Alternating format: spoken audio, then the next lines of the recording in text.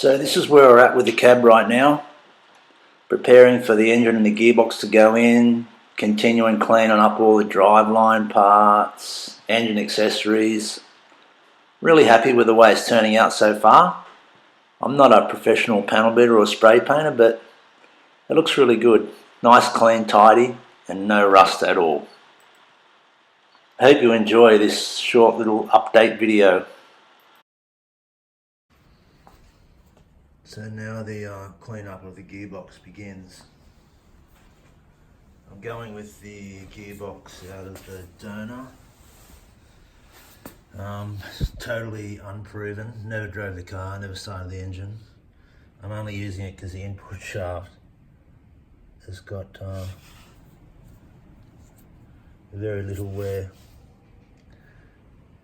I had a look inside it, it's hardly any oil, looks like honey, treacle.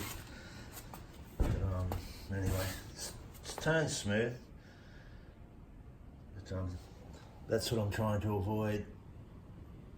That's off the original. But, man, there's hours of cleaning up. What I wouldn't give for a steam cleaner right now. That doesn't look good. It's the handbrake drum. So that's the end of round one. Now I think I'll try the oven cleaner. Righto, all cleaned up. Got to take the rear drum off, take the handbrake assembly off, clean all that up. I've left that on for now. And I've got to replace this flange. But the dust cover's buggered. I think the seal's gone in there as well. It wasn't leaking before, but anyway, it is now. So that's it. So I'll put that on the back of the engine. So I can do that other stuff in the car. I might do the brake drum before I put it in. So yeah, what a nightmare cleaning that up. So this morning, whacking a speedy sleeve on this for obvious reasons. So I've just pulled this out of the freezer. I'm going to whack it on.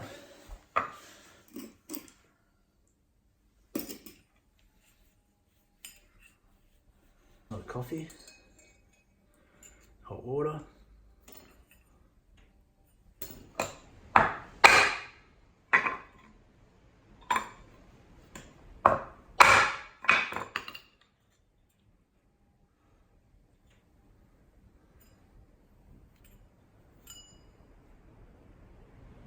That's it.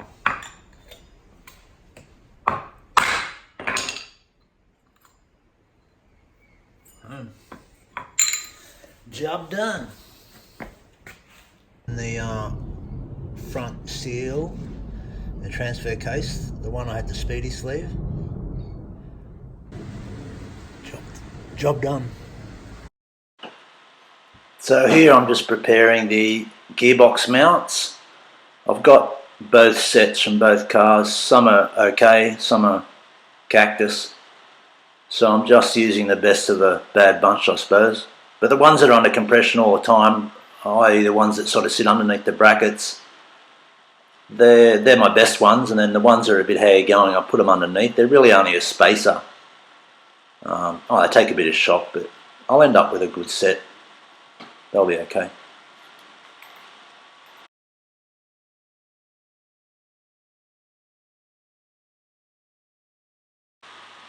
So it's alternator time. Here we're just having a crack at getting the alternator to work. It used to overcharge like crazy before. So as you'll see when I'm getting into it, one of the brushes has worn out really bad and it wasn't contacting the slip ring. And apparently this is what can cause the overcharging. Apparently, I'm no auto electrician. But anyway, I did get away with it. It does work. I've got some brushes from Repco. I think they were $4.50 for both of them. So although it was a few hours cleaning it up, which is, as with all this stuff, that's most of the work, doing the cleaning up. But yeah, it came out okay. I was happy with it.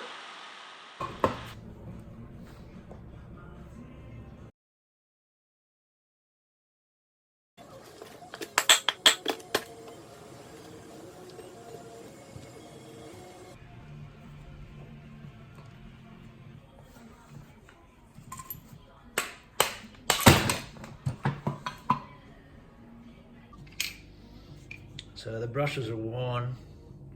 You see that bottom one?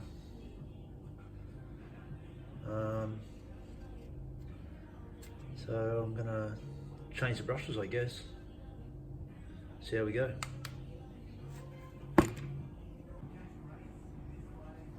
Righto, let's give it a go.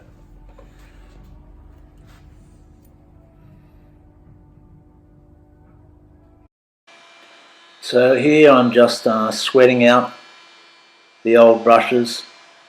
This was probably the most technical part of the whole operation. Other times I'm just trying to be careful and not ruin anything. There is a check for the diodes as well, but I didn't really get into it. I just hoped that I found that brush that wasn't contacting, and that was the problem. Leave everything else, leave well enough alone. Anyway, it worked okay. So here I'm just putting in the new brushes. Just poke the copper string through the hole I'd made earlier with the soldering iron and solder them in, allowing enough length there so they get their full travel. That's it. So now we're just assembly time. Cleaned up all parts, just wire wheeled them. I think I gave this a coat of clear just to sort of stop the aluminium from going off later.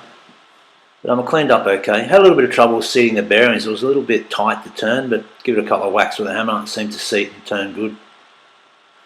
So yeah, I'm pretty happy with the job. Looks good on the engine, and it appears to be working for now anyway.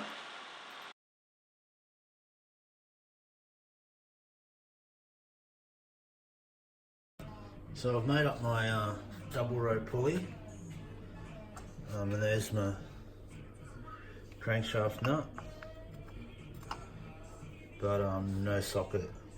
Had to get it off the Stilsons. So out of this flat bar, I'm making myself a 46mm socket. That's today's job. The grinder, bend it round, and fits the nut. Let's keep going. So it's coming along okay.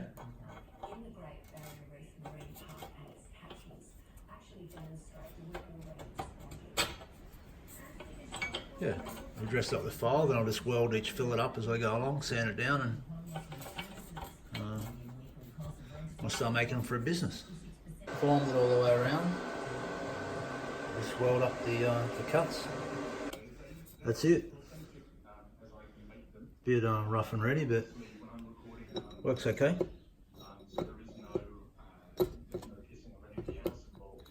Now I just got to work out what to do with the top of it. Just weld a bolt onto it, I suppose. Yeah. Pretty happy with that. 146mm socket. Socket's all done.